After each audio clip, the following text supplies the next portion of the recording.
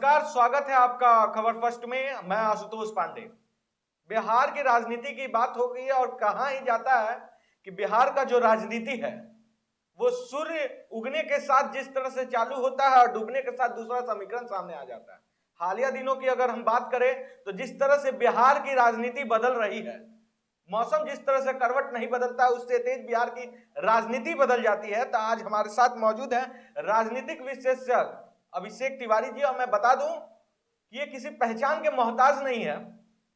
पत्रकारिता जगत में अगर हम बात करें तो इनका ओपिनियन पोल से लेके और कहा ही जाता है कि ये राजनीतिक में एस्ट्रोलॉजर हैं, जो एक बार कह देते हैं वो कटता नहीं है। तो हम आज जानेंगे कि क्या बिहार में जो अभी चल रहा है खेला हो बे भैया, बंगाल में चालू हुआ था लेकिन लग रहा है कि बिहार में लग रहा है कि इस बार जिस तरह से कबड्डी अभी चल रहा है लीग, वैसा कबड्डी लीग यहाँ पे भी देखने को मिल रहा है। आरजेडी कांग्रेस और ललन सिंह वर्सेस नीतीश कुमार। ऐसे में क्या लगता है कि ललन सिंह 2024 चुनाव और 25 में एक ऐसा ट्रम्प कार्ड साबित होंगे जो कि नीतीश कुमार के राजनीतिक करियर को ही ध्वस्त कर दे? देखिए, ललन सिंह और नीतीश कुमार का रिलेशन बहुत स्ट्रांग रहा है, लेकिन बिहार के बारे में जब हम बात करते हैं तो सबसे पहले बिहार के बारे में ये समझना होगा कि बिहार की राजनीति शुरू होने का भी मौसम शुरू हुआ है। खिचड़ी, जिसे मकर संक्रांति भी लोग कहते हैं, खिचड़ी में क्या खिचड़ी पकती है 14 जनवरी 13 जनवरी, वो बता देता है कि राजनीतिक मिजाज पूरे साल किधर होना है।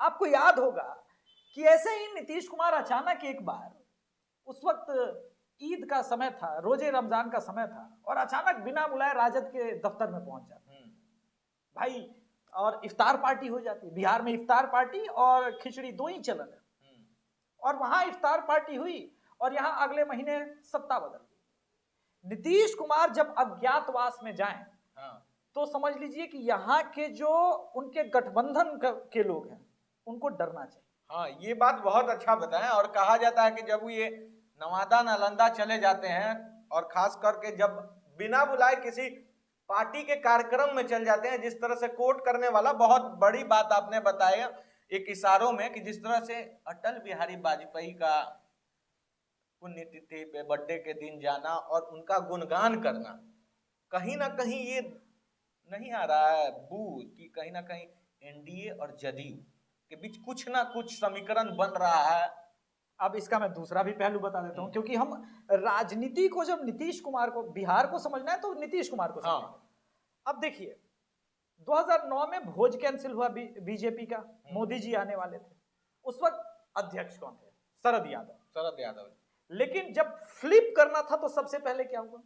शरद यादव को अध्यक्ष पद से हटाया। अब फिर वापस बीजेपी के साथ नीतीश जी जुड़े। जब नीतीश कुमार को आरजेडी में जाना था तो सबसे पहले उन्होंने क्या किया? आरसीपी सिंह को हटाया। अब ललन सिंह हटाया जा रहा है। देखिए, कहा ही जाता है। और एक बात बता दूं कि ललन सिंह ही वो तुरुप का इक्का थे जो कहीं ना कहीं आरजेडी और जदयू को एक करने में लगे हुए थे। दोनों तरफ से वो गेम खेल रहे थे। नीतीश कुमार को समझा रहे थे कि हम इंडिया गठबंधन में आपको मुख्य प्रधानमंत्री नहीं तो कोई बड़ा पोस्ट दिला देंगे। इधर लालू यादव को कन्विंस करने में लगे थे कि नीतीश कुमार के बाद सीएम तो तेजस्वी जी ही होंगे।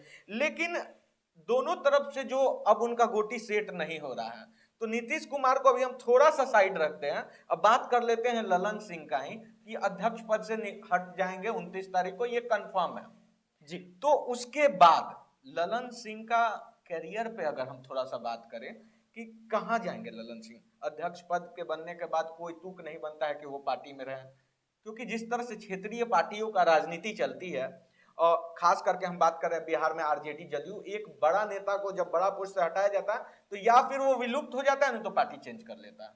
तो ऐसे में क्या ललन सिंह आरजेडी की तरफ मूव करते हुए आपके नजर से नजर आ रहे हैं क्या? देखिए, ललन सिंह को अगर अपनी राजनीति बचानी है तो सबसे पहले हम 2024 का वर्तमान समीकरण समझते हैं।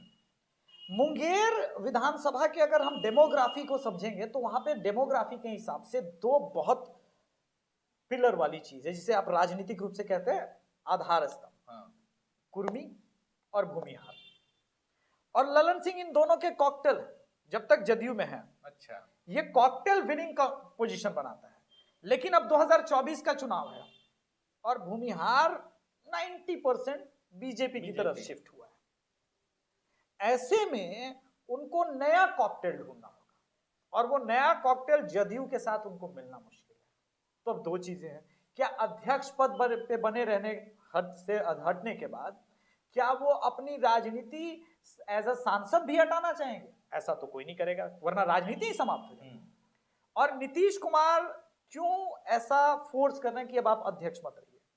इस कहानी को समझने के लिए हमें 3 महीने पहले जाना होगा, जब अशोक चौधरी और ललन सिंह के बीच बहुत गर्माहट बढ़ गई थी। ये गर्माहट इतनी तीव्र थी कि अशोक चौधरी जदयू पार्टी ऑफिस से बाहर निकल गए।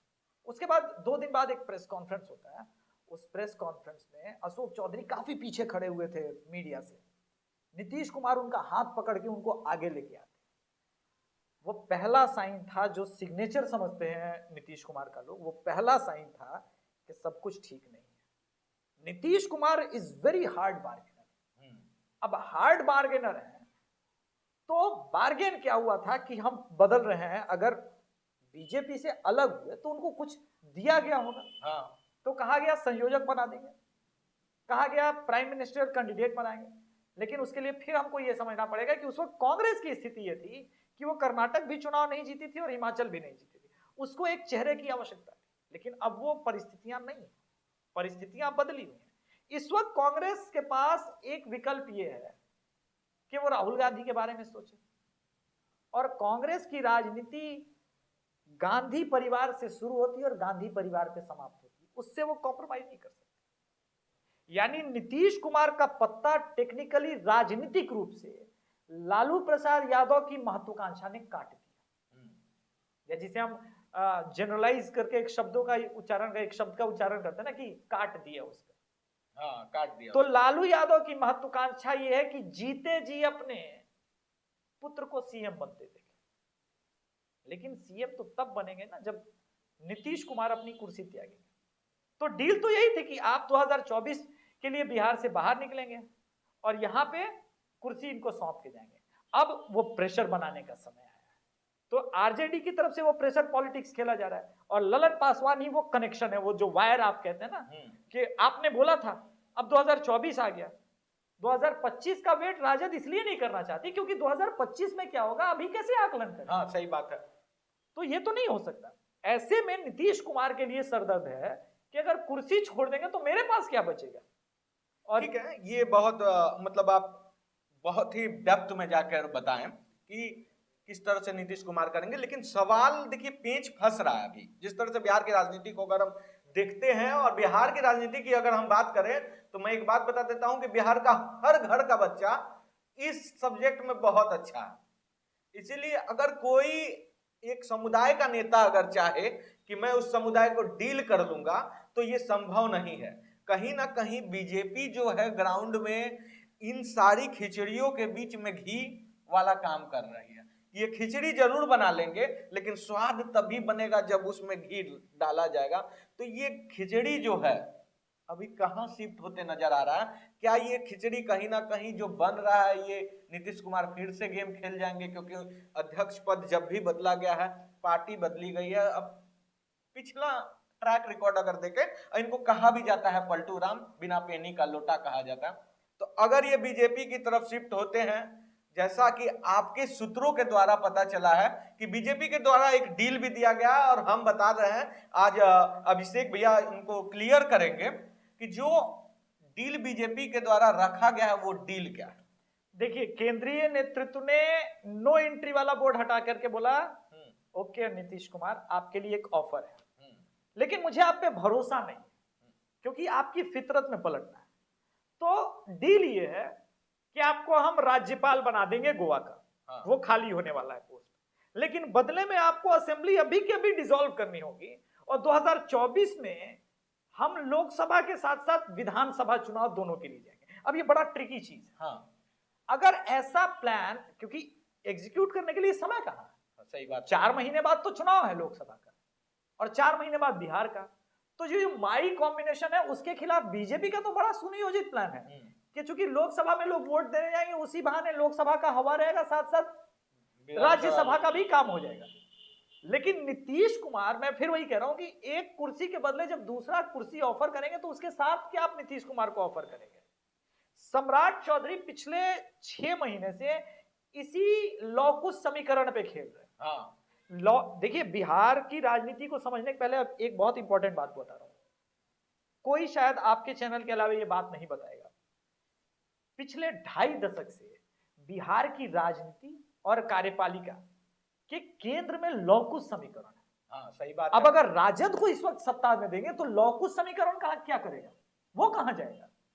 तो प्रॉब्लम यहां पे ये है कि आपके पास चिराग भी है, आपके पास उपेंद्र कुशवाहा भी है, और आपने सम्राट चौधरी को अध्यक्ष बना के ये कहा था कि you are the person that you will break locus समीकरण, you will take locus समीकरण, you will take away from Nitish Kumar and bring it back to BJP. आप बीजेपी के लिए लॉकुस समीकरण तैयार करेंगे, वो तैयार कर रहे हैं। तो वहां नो एंट्री का बोर्ड हटा है, यहां नहीं हटा है। हाँ। यहां बीजेपी के प्रदेश अध्यक्ष 2 दिन पहले भी दिल्ली गए थे। दिल्ली में उन्होंने कहा कि हमको तमिलनाडु की राजनीति को फॉलो करना होगा। तमिलनाडु में एडीआईएमके जैसा मजबूत अलायंस पार्टनर बीजेपी ने छोड़ दिया, और अन्नामलाई जो अकेले पूरे तमिलनाडु की यात्रा पे निकले हैं, जहां पे एक नया वोट शेयर पैदा हो रहा है। हम कोई बात नहीं, आपको 17 सीटें चाहिए थी बिहार से जो लास्ट टाइम के अनुसार, वो निकाल के देंगे। चिराग पासवान के साथ हमारा अच्छा अंडरस्टैंडिंग है, अच्छा काम हो रहा है, उपेंद्र कुशवाहा अच्छा काम कर रहे हैं, तो हम लोग वो अचीव कर लेंगे जो आपको करना है। लेकिन नीतीश कुमार एक डूबते हुए टाइटैनिक है, इसमें आप 2 घंटे बैठिए, 3 घंटे या पूरे साल इस जहाज को डूब रहा है। एक सवाल है जो पूरी जनता जानना चाहेगी, जिससे डील हो जाता है, आपका कहना है कि वो मान जाते हैं। एक सपोज एक सिनेरियो है, ठीक है, जिसको मैं अभी सामने आपके सामने लाना चाहता हूं, क्योंकि अगर ऐसा होता है तो भविष्य में बिहार की जनता इसे फेस करेगी। सवाल ये है कि नीतीश कुमार मान जाते हैं, 14 सीट लोकसभा में उनको 17 दिया जा रहा है, लेकिन जो अभी बीजेपी ने जो सिनेरियो क्रिएट किया हुआ है, जो वोट बैंक को साधने का, खास करके हम बात करें SC ST और जो आपका वोट बैंक है, और खास करके पासवान वोट बैंक हो गया, लौकुश समाज का वोट बैंक हो गया, इन सारी वोट बैंक को बांटने के लिए, अपने तरफ लाने के लिए उपेंद्र कुशवाहा आ गए हैं। कुशवाहा वोट बैंक को तोड़ने के लिए, लौकुश समाज से तोड़ने के लिए बीजेपी अध्यक्ष सम्राट चौधरी हैं। इधर से चिराग पासवान वोट बैंक को लाने के लिए और SC ST वोट बैंक लाने के लिए आ जाते हैं। तो ऐसे में एनडीए गठबंधन अगर नीतीश कुमार को लाता है, खास करके वीआईपी और हमको भी हम छोड़ नहीं सकते, क्योंकि उनका भी अपने सीट पे कहीं ना कहीं बहुत बड़ा इंपैक्ट है। बिल्कुल। तो ऐसे में अगर नीतीश कुमार का एंट्री एनडीए में होता है तो जगह कहां बन रहा है? क्या ऐसा समीकरण अगर नीतीश कुमार के आने से कहीं ये तो ना हो कि बीजेपी का जो एक मुहिम चल रहा है, उस मुहिम में एक कोलिजन आ जाए, कोलैप्स कर जाए सबका महत्वाकांक्षा, क्योंकि कहीं ना कहीं राजनीतिक महत्वाकांक्षाओं का एक सामूहिक कार्य होता है, और इस पे अगर बाधा हो तो हो सकता है चिराग भी छिटक जाए, मोदी का हनुमान छिटक जाए। देखिए आशुतोष जी, बड़ा आपने ट्रिकी क्वेश्चन पूछा है, लेकिन इसका एक लाइन में मैं उत्तर दूंगा। नरेंद्र मोदी चिराग पासवान को नहीं छोड़ेंगे, क्योंकि नरेंद्र मोदी जी का अगर आप इवन पिछला वाला मीटिंग देखेंगे चिराग पासवान या एनडीए अलायंस जो वर्तमान है, तो एक फादर फिगर की तरह जिस प्रकार से कंधे पे, देखिए राजनीति क्या है, एक सिंबॉलिक जेस्चर है। तो अगर मैं आपके कंधे पे हाथ रखता हूं तो इस हिसाब से रखता हूं कि या तो मैं आपको छोटा भाई मानता हूं, या अगर वो फादर फिगर स्वयं को देखते हैं और वो बार बार कहते हैं मेरे पिता तुल्य है चिराग पासवान की सीट। जहां तक मेरे पास इंफॉर्मेशन है, चिराग पासवान के साथ सीट फॉर्मूला तय हो चुका है, उपेंद्र कुशवाहा के साथ तय हो चुका है। तो पहली बात जो आपने 17 सीट कही वो तो नहीं मिलेगा चिराग। वीआईपी और हम कहां गए? वीआईपी और हमको डंप कर सकती है बीजेपी, कर सकती है, लेकिन चिराग को नहीं छोड़ेगी। नीतीश को भी 17 सीटें इस बार नहीं मिलेगी। लोकसभा में नीतीश कुमार को जहर पीना पड़ेगा, उनको 10 से अधिक नहीं देगी। और नीतीश कुमार की राजद से इस वक्त नाराजगी इसी वजह से, आपको पिछली इंडिया अलायंस में जब मीटिंग हुई थी तो उन्होंने कहा कि अगली मीटिंग जब करी जाएगी, जो नीतीश कुमार का टिपिकल टोन है, आप मीटिंग तब कीजिएगा जब सीट शेयरिंग का आपके पास फॉर्मूला। लेकिन आशुतोष जी, मेरा एक काउंटर क्वेश्चन है, आपके दर्शक भी चाहे तो कमेंट बॉक्स में इसका उत्तर दें। अगर सीट शेयरिंग का ये फॉर्मूला इंडिया अलायंस के लिए सरदर्द नहीं है तो क्या है? अगर एक दो सीटों के बारे में सोचते हैं, सिवान सीट, वहां जदयू लड़ेगा तो शहाबुद्दीन की पत्नी हिना साहब नाराज हो जाएगी, वो निर्दलीय खड़ी हो जाएगी। और अगर आप राजद को देते हैं तो जदयू का सिटिंग सांसद नाराज हो जाएगा। तो ये कॉलिजन तो हो क्या होना है? ये कॉलिजन तो देखिए अब क्या है, दो कार अपोजिट डायरेक्शन में आ रही है, दोनों के ब्रेक फेल है और टकराना तो निश्चित है। बिहार की राजनीति में तूफान, हलचल, आप जो समझना चाहते हैं वो तो आ चुका है, सुनामी चल चुकी है 400 किलोमीटर की स्पीड से, अब तट से सिर्फ टकराना बाकी है। अब ये टकराहट किस तरफ जाएगी? देखिए बहुत ही बड़ा ये बात है कि सुनामी चल चुकी है, तट से टकराना बाकी है। इनका इशारा क्या था आप समझे? साफ तौर पे कि अगर यादव और मुस्लिम वोट बैंक पे अगर कोई सीट डिसाइड होता है तो कुशवाहा वोट बैंक नाराज होगा और वो शिफ्ट हो जाएगा बीजेपी में। अगर कुछ ऐसी सीट है, जैसे इन्होंने सिवान का जिक्र किया, वहां से अगर जदयू को टिकट मिल जाता है तो वहां से शहाबुद्दीन की पत्नी निर्दलीय लड़ेगी, तो ऐसे भी इंडिया अलायंस का वहां से पत्ता साफ हो जाता है। ये अभिषेक भैया का कहना है और ये कहीं ना कहीं हकीकत है। नहीं, एक और बता देता हूं, जहानाबाद लोकसभा सीट वहां चंद्रवंशी जीते हुए हैं। अगर चंद्रवंशी को टिकट मिलता है तो सुरेंद्र यादव क्या करेंगे? कहानी तो वहीं घूम फिर के आ रही है। ऐसे में नीतीश कुमार 29 के बाद क्या करेंगे? देखिए नीतीश कुमार के पास एक ऑप्शन बहुत अच्छा है। मैं ईमानदार एक बिहारी के नाते आपको बता रहा हूं, जो बीजेपी ने एक रिटायरमेंट का ऑप्शन दिया वो एक अच्छा ऑप्शन है। आप लॉकुश समीकरण को इस नेतृत्व पे सौंप के जाइए, आपको जिसको अध्यक्ष बनाना है बनाइए। जदयू का अब जूनियर पार्टनर बनने का टाइम आया है, आप जूनियर पार्टनर की तरह रहिए और बिहार के केंद्र की राजनीति में बीजेपी हावी होते हुए मुझे दिख रही है। लोकसभा में कम से कम, विधानसभा में इतना आसान नहीं होगा क्योंकि विधानसभा में अलग फैक्टर काम करते हैं। लोकसभा में अगर आज के समय आप देखना चाहते हैं तो निश्चित रूप से एनडीए अलायंस का अपर एज है। अब उस अपर हैंड में आपको प्रशांत किशोर की एक बात याद है?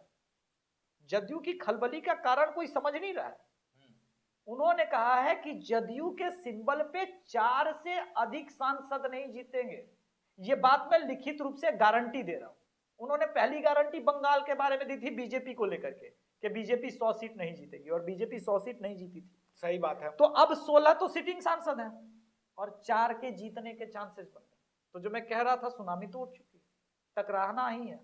अब दो चीजें, या तो ललन सिंह जदयू के कुछ विधायकों को तोड़ के अगर काबिलियत रखते हैं तो राजद की तरफ चले जाए, तब भी वो कड़वाहट आना है, या ललन सिंह रिटायर होंगे या नीतीश कुमार। ये तो अब 14 के मतलब किसी ना किसी को एक को रिटायर होना है। लेकिन देखिए एक मतलब राजनीतिक गलियारों में एक और बात पनप कर आ रही है कि ललन सिंह का जो है हालिया 1-2 साल में लालू प्रसाद यादव से बहुत अच्छा पैठ बन गया है। दोनों का जो केमिस्ट्री है वो मैच हुआ है।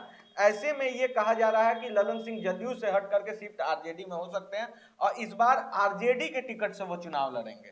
तो ऐसे में आपको नहीं दिख रहा कि ललन सिंह के हटने से जदयू, अगर ये भी हो सकता है कि जदयू 2024 और 25 में अकेले लड़े।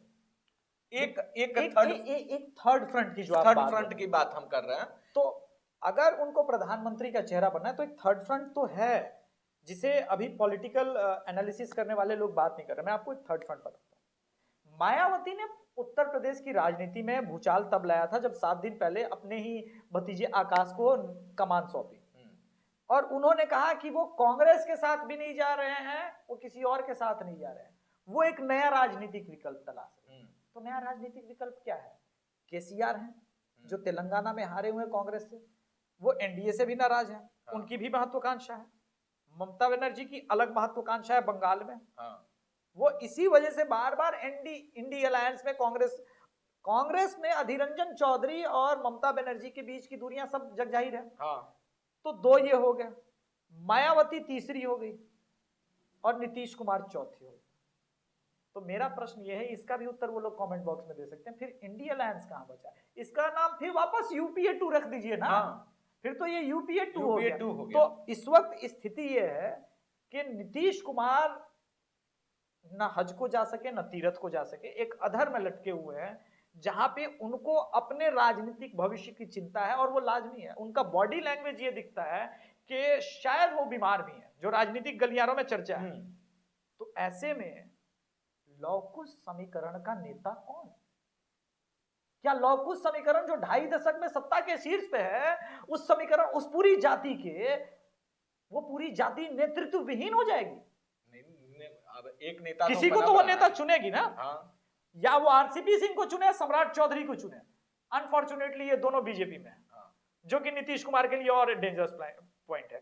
तो उनके पास एक विकल्प ये भी है कि वो छोटे भाई की तरह 8 सीट 10 सीट जो भी ऑफर करे बीजेपी ले लें, क्योंकि चिराग पासवान वाला जो आपने प्रश्न पूछा ना, नरेंद्र मोदी लिख के देता हूं, चिराग पासवान को नहीं छोड़ेंगे। नहीं, ये तो साफ है। वो उस समय मतलब चिराग पासवान नरेंद्र मोदी के साथ थे। आप देख रहे होंगे 2019 में जी आप किस तरह से साथ रहे। साथ में जो पिछला चुनाव था बिहार में, नीतीश कुमार का वोट सीट कम जीतने का सबसे बड़ा कारण चिराग पासवान जी। तो कहीं ना कहीं देखिए, उस समय भी ये टॉपिक हम उठाए थे और इस पे साफ तौर पे बात हुआ था कि कहीं ना कहीं एनडीए और चिराग के बीच बहुत बड़ी बात हुई है और वही सीट पर चिराग पासवान लड़े, खास करके जहां से नीतीश कुमार स्ट्रांग थे। एक बात गौर करने वाली बात होगी, और जहां 10,000 20,000 वोट से हारे नीतीश कुमार, उतना 20,000 25,000 वोट एलजीपी अपने दम पे, चिराग पासवान अपने दम पर लाए थे। तो ये बहुत बड़ा आप बात उठा रहे हैं। लेकिन सवाल बिहार की राजनीति को देखें, अगर हम बिहार का बात करें, बिहार के भविष्य का बात करें, चिराग पासवान बात करते हैं Bihari first, Bihar first, Bihari first उनका नारा है। और जिस तरह से फैन फॉलोइंग, एक आप कह सकते हैं ना कि न्यूक्लियर, हम कहते हैं न्यूक्लियर कोलिजन जैसा जिस तरह से उनका बढ़ रहा है फैन फॉलोइंग, ऐसे में क्या 2025 जल्दबाजी होगी अभी तो सीएम कैंडिडेट के लिए मैं कर रहा हूं, लेकिन क्या 2030 या 35 पोटेंशियल है, बंदे में पोटेंशियल है। हाँ नीतीश अगर देखें कि अभी 35 सालों की हम राजनीति को समझते हैं, तो जिस समाजवाद के पुरोधा ये लालू और नीतीश हैं, एक अनबायस्ड ढंग से हम सोचें और जाति से उठ करके सिर्फ बिहारी के दृष्टिकोण से सोचें, तो इस 35 साल में बिहार को क्या मिला? यहां आज भी बेरोजगारी है। परसों जो तेजस्वी यादव, उनका एक बाइट मुझे दुखी कर गया। बोला कि अगर बिहारी मजदूर नहीं रहे तो पूरे भारत की अर्थव्यवस्था ठप पड़ जाएगी। ये बिहार का डिप्टी सीएम का बयान है, ऑन रिकॉर्ड। आप सोचिए कि आप क्या, ये बिहार स्टेट लेबर फैक्ट्री है क्या? यहाँ पे लेबर प्रोड्यूस किए जा रहे हैं क्या? तो बिहार के टैलेंट की कौन बात करेगा? ये विडंबना है भैया। और एक चीज मैं बात कर दूं कि जो क्रिकेट खेला तो पानी ढोया, सोचने वाली बात है। जो पढ़ा तो आज तक डिग्री कहां है, कौन सा डिग्री है, ये हमको लगता है लालू प्रसाद यादव को छोड़ के किसी को पता नहीं होगा। जो राजनीतिक गलियारों में जिनकी एंट्री हुई, तो वो किसी के हाथ पकड़ने से हुई। मतलब मेरा साफ तौर पे कहना है कि लालू जी के वर्चस्व पे, उनके विरासत पे वो अभी पल बढ़ रहे हैं। अगर शायद वो लालू प्रसाद यादव का बेटा नहीं होते तो पीयून के लिए भी लायक नहीं होते। ये बात तो सभी राजनीतिक देखिए, लेकिन मेरा सवाल ये है कि जो अपने लाइफ में कभी भी फ्रंट ग्रुप पे खेला ही ना हो, वो बिहार के पोटेंशियल को क्या समझेगा? सबसे बड़ी बात ये है कि वो डिप्टी सीएम होते हुए अगर ये बोलते हैं, मतलब आप साफ ये कहना है कि आप डिप्टी सीएम बन के लेबर फैक्ट्री बनाना चाहते हैं बिहार को। इसीलिए आज तक कोई बड़ी फैक्ट्री नहीं लगी क्या? आरजेडी से लेकर जदयू के अगर हम बात कर ले, बीच का एनडीए का काल को अगर हटा दें हम, तो जितना फैक्ट्री था या फिर आपके इतिहास में बंद ही हुआ, वो चाहे चीनी उद्योग हो, वो चाहे जूट उद्योग हो, वो XYZ कोई भी हो, बंद ही हुआ है बिहार में। नहीं, आप तुलना देखिए, आपने बिल्कुल सही बात की, लेकिन जो आप तुलना पूछ रहे थे ना, देखिए आदमी में कितना पोटेंशियल है ये तब दिखता है जब वो बुरे स्थिति में हो, थका हुआ हो, हारा हुआ हो, उसके पास कोई ऑप्शंस ना हो। चिराग पासवान के जीवन काल में पिछले 3 साल में क्या क्या हुआ? उनकी पार्टी टूटी, उनके सर से उनके पिता का साया उठ गया, राजनीति ऑलमोस्ट समाप्त होने वाली थी। वो आदमी वहां से शून्य से उठा और बोला मैं हूं, मैं लड़ूंगा। मैं अपनी एक अलग पार्टी बनाऊंगा, अपनी अलग पहचान बनाऊंगा। वो मोदी जी के साथ जाता है, डील करता है, यहां तक कि लोकसभा की, मैंने कहा हमारे पास कंफर्म सोर्सेस हैं, लोकसभा की सबसे पहली सीट शेयरिंग की बीजेपी की डील पूरे भारत में किसी के साथ हुई है तो चिराग पासवान के साथ हुई। और वहां से उठ करके न केवल अपनी पार्टी के लिए, अपने समर्थकों के लिए एक नई विचारधारा रखता है, Bihar first, Bihari first. Hajipur done है। देखिए हाजीपुर का पता नहीं, देखिए हाजीपुर चिराग पासवान अवश्य चाहेंगे कि अपने पिता की वो विरासत रही है, वहां से लड़ना एक बेटे का दृष्टिकोण हो सकता है। लेकिन चिराग पासवान के लिए 3 ऐसी सीटें हैं जहां पे रामविलास पासवान लोजपा जरूर जीतेगी, वैशाली जीतेगी, हाजीपुर भी जीतेगी और जमुई भी। मतलब देखिए इशारों में साफ हो गया कि हाजीपुर जो सीट है वो कहीं ना कहीं चाचा से शिफ्ट होकर भतीजे को मिल रहा है। देखिए इस वक्त चाचा के पास बहुत ऑप्शन है नहीं, क्योंकि आपके पास, आपको बीजेपी जो अच्छा दे दे, हाँ। वो आप ईश्वर की कृपा मान लीजिए। वो इसलिए क्योंकि स्थिति जो बन रही है, इस वक्त की जो स्थिति है, उनके पास एक ही एसेट है, वो सूरजभान सिंह के जो भाई हैं, हाँ। जो नवादा से चुनाव जीतते हैं, वही एक सीट है। इसके अलावे चाचा के पास खुद का पासवान वोट नहीं है इस वक्त तक, चूंकि आप भ्रमण करते हैं और पूरा बिहार मुझे पता है, आप गाड़ी से भ्रमण करते हैं। नवादा से बात किए तो वहां पे भी कहीं ना कहीं चाचा की जो विरासत है उसको सेंध मारते मुझे तो नजर आ रहे हैं चिराग पासवान। वीणा देवी आ ही गई। हाँ। अब अगर वो भी आ जाएंगे तो चाचा ही समाप्त हो जाएंगे। आप जो इशारों में बात कहना चाहते हैं, मैं खुल के कह देता हूं कि चाचा की देखिए ये राजनीति, और यहाँ रूथलेस राजनीति होती है। और रूथलेस राजनीति में चाचा ने प्रयास किया कि भतीजे को निपटा दे, तो भतीजा भी राजनीतिक रूप से प्रयास करेगा कि मैं ही बिहार का वर्चस्व। तो आपने जो 2030-2035 की बात की, अगर उसके ऊपर चिराग पासवान की नजर है तो चिराग पासवान सबसे पहला काम यही करेंगे कि बिहार में अपना एक्सेस बढ़ाएंगे, अपना दायरा बढ़ाएंगे, बिहार फर्स्ट, बिहारी फर्स्ट। देखिए उनके नारे में ही इंक्लूसिव पॉलिटिक्स है। वो ऐसा नहीं करें कि हम माई पॉलिटिक्स करेंगे, यादव और मुस्लिम वोट चाहिए बाकी बिहारी भाड़ में जाए। वो ये नहीं कह रहे कि हम कोयरी कुर्मी और मुस्लिम का वोट चाहिए, वो कह रहे हैं हमको सभी बिहारी का वोट चाहिए। और जहां भी इंक्लूसिव पॉलिटिक्स है वहां के राजनीतिक दलों को समझना चाहिए कि जो आदमी इंक्लूसिव बात कर रहा है वो देर सवेर लोगों को पसंद आएगा। मोदी इसलिए नहीं जीतते कि वो हिंदू मुस्लिम, ये पूरे राजनीति के लोग समझ ही नहीं पाते। वो कह रहे हैं सबका साथ, सबका विकास और सबका विश्वास। एक लेयर की पॉलिटिक्स हो रही है, उसमें हिंदुत्व भी आ जाता है, उसमें राष्ट्रवाद भी आ जाता है, उसमें विकास भी आ जाता है, उसमें दलितों का प्रधानमंत्री मुद्रा लोन से विकास आ जाता है, उनके लिए राशन का देना आ जाता है 80 करोड़ लोगों को। वो इंक्लूसिव पॉलिटिक्स कर रहे हैं। आप एक्सक्लूड कर रहे हैं ना कि भूरा बाल साफ करो, तो आपने तो एक राजनीति के एक जाति को पूरे हाशिए पे रखने का जब काम करना शुरू करेंगे तो वहां से आपके पॉलिटिकल लाइफ में डेंट लगना शुरू होता है।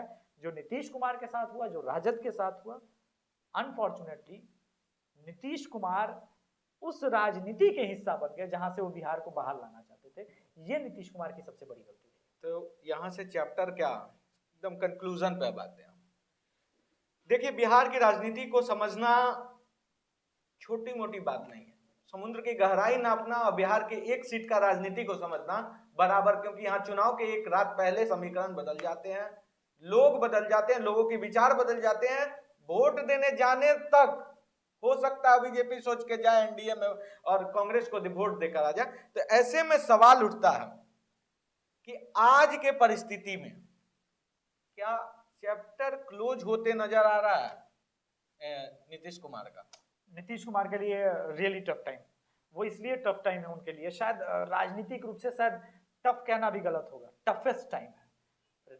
अभी जदयू का कैडर अधर में है, जदयू के सारे कार्यकर्ता कंफ्यूज हैं कि हमारा क्या होगा। आपको याद होगा इंडिया अलायंस के मीटिंग के पहले पीएम पद के पोस्टर लग गए, दिल्ली जाते जाते मात्र 4 घंटे बाद वो पोस्टर उतर गए। पोस्टर की बात आई और 2035 का जिक्र मैं इसलिए किया क्योंकि मैं अभी पटना से जा रहा था, गोला रोड जाइएगा तो बाएं साइड देखिएगा चिराग पासवान का बहुत बड़ा, यही चिराग रोशन करेगा बिहार, यही चिराग रोशन करेगा बिहार। तो उसमें कहीं ना कहीं मुझे वो महत्वाकांक्षा नजर आया, ये जो बिहार को लीड लीड करने का जो बात आता है ना, लीडर वही होता है जो चिराग से रोशनी। अब आप खोजी पत्रकारिता पे उतर आए हैं तो ये जो देखिए, नहीं, एक पत्रकार को खोजी पत्रकार हाँ। होना चाहिए, इसलिए क्योंकि हर सिंबल का मतलब, हर साइन का मतलब अगर आप समझने लगेंगे तभी आप गहराई को नाप पाएंगे। तो आपने जो कहा ना कि समंदर में उतर के गहराई नापनी है, तो ये बात ठीक है, महत्वाकांक्षा तो चिराग पासवान के अंदर है, क्योंकि हमने देखा है अभी 2-3 महीने पहले उनके प्रदेश अध्यक्ष राजू तिवारी पूरे बिहार की यात्रा पे निकले हुए थे, ठीक ठाक रिस्पांस मिला, खास करके तिरहुत प्रमंडल में। अगर हम सीतामढ़ी वगैरह साइड गए, वहां बहुत अच्छा रिस्पांस मिला, मुजफ्फरपुर में उनको बहुत अच्छा रिस्पांस मिला, नवादा नालंदा देख लीजिए, नीतीश कुमार के घर में अच्छा रिस्पॉन्स। सबसे बड़ी बात जो इस वक्त राजद को टेंशन दे रही है, क्योंकि चिराग पासवान से मेरा रिसेंट विजिट हुआ था, जहानाबाद से आगे अरवल एक जगह है, हाँ अरवल, तो अरवल के यादव यंग लड़के जो है वो रामविलास पासवान लोजपा को वोट केवल नहीं करा रहे, ज्वाइन कर रहे हैं, कह रहे हैं कि नहीं यही सही आइडियोलॉजी, क्योंकि बिहारियों की बात कर रहा है।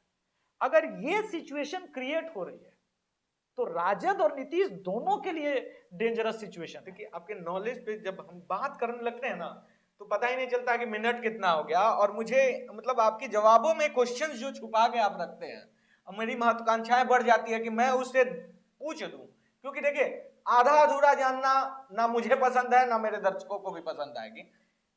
आपका ये जो क्वेश्चन का आंसर था, ये तो नहीं था कि बीजेपी जो अभी यादव सम्मेलन की हालिया कुछ दिनों में, और जिस तरह से यादव वोट बैंक में सेंध मार चुकी है बीजेपी, देखिए कभी भी कोई चीज का शुरुआत शून्य से ही होता है, शून्य से होता है, लोग फर्श से ही अर्श पे जाते हैं। बिल्कुल। तो क्या लगता है कि 2024 नहीं तो 25 में अंतर दिखेगा क्या? जो एमवाई समीकरण है वो टूटेगा? देखिए 2025 में दिखे ना दिखे, 2024 में जरूर दिखे। मैंने कहा कि राज्यसभा के चुनाव में क्या एक फैक्टर आएगा, विधानसभा, हाँ वही विधानसभा, राज्यसभा। देखिए विधानसभा जब बिहार राज्य का जब चुनाव होगा तो वहां पे Tejashwi Yadav as a CM होगा, हाँ, तो वहां पे यादव सेंटिमेंट ये कहेगा कि नहीं नहीं ये तो हमारा कास्ट का है, इसको वोट करना चाहिए। लेकिन लोकसभा में मोदी फैक्टर है, राष्ट्रवाद है, इसमें देश प्रेम का तड़का है, और प्लस अपनी राजनीतिक महत्वाकांक्षा है, जो चिराग पासवान को सीढ़ी बना के भी कई यादव बड़े नेता तो पार करना चाहते हैं।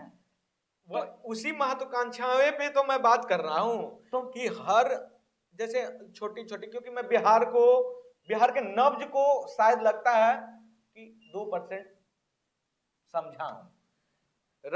यादव समाज में भी अगर हम बात करें, और खास करके डिस्ट्रिक्ट वाइज अगर हम बात करते हैं, तो वहां पे भी कई ऐसे महत्वाकांक्षी नेता हैं जो आज के डेट में बन गए हैं जी, और उन्हें कहीं ना कहीं आरजेडी से सट के रहना उनकी मजबूरी दिखती है मुझे। आप क्यों ना आरजेडी का आप जिला अध्यक्ष को देख लें, ठीक है, किसी को भी देख लें, प्रांत वाइज देख लें नेता, तो कहीं ना कहीं मुझे दिखती है कि मजबूरी। वही कई ऐसे आरजेडी के जिला अध्यक्ष हैं जो लोजपा बीजेपी ज्वाइन कर चुके हैं, तो उनका तो कोई समर्थक वोट बैंक होगा, बिल्कुल। अब मैं वो वोट बैंक तो टूटेगा ना। मैं उदाहरण देता हूं दर्शकों को। आपने अभिमन्यु यादव का तो नाम सुना होगा, हाँ, पाटलिपुत्र लोकसभा में रामकृपाल जी के सुपुत्र हैं।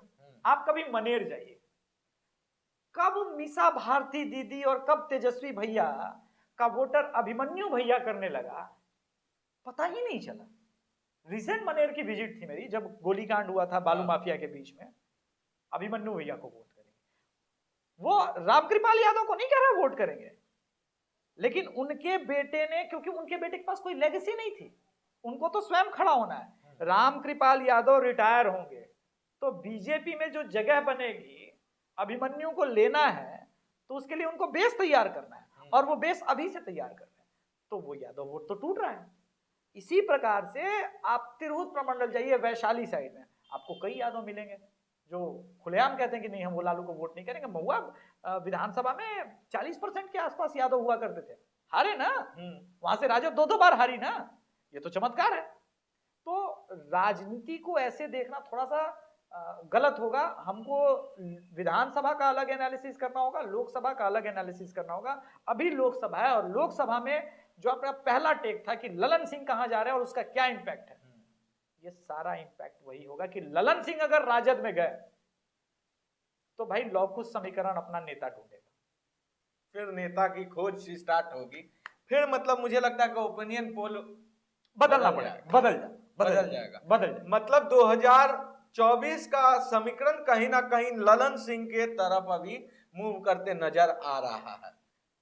अगर बिल्कुल ललन सिंह जहां मूव कर रहे हैं, मूव तो करेंगे, नहीं ये तो ऑब्वियस सी ये बात तो- है कि किसी को अगर एक पोस्ट से हटा दिया जाए, छोटा सा उदाहरण देखते हैं कि अगर कोई प्राइवेट कंपनी में भी, न्यूज चैनल में ही हम लोग अपने पत्रकारिता में ही बात करते हैं, कोई एडिटर इन चीफ को अगर एग्जीक्यूटिव एडिटर बनाते हैं हम लोग, तो वो चैनल छोड़कर चले जाते हैं बिल्कुल। किसी दूसरे चैनल में, भले अरे आप उसका प्राइम टाइम स्लॉट छीन लीजिएगा तब भी चला जाएगा भाई, हैं? ये तो वास्तविकता है, मैं वही कह रहा हूं। तो उनका तो प्राइम टाइम स्लॉट ही छीन लिया गया, बोला अब आप 9 बजे नहीं, आप सुबह 9 बजे आएंगे, सुबह 9 बजे आए। तो ऐसे में साफ तौर पे है कि बिहार की राजनीति बदलेगी। हमारे साथ अभिषेक तिवारी मौजूद थे, जो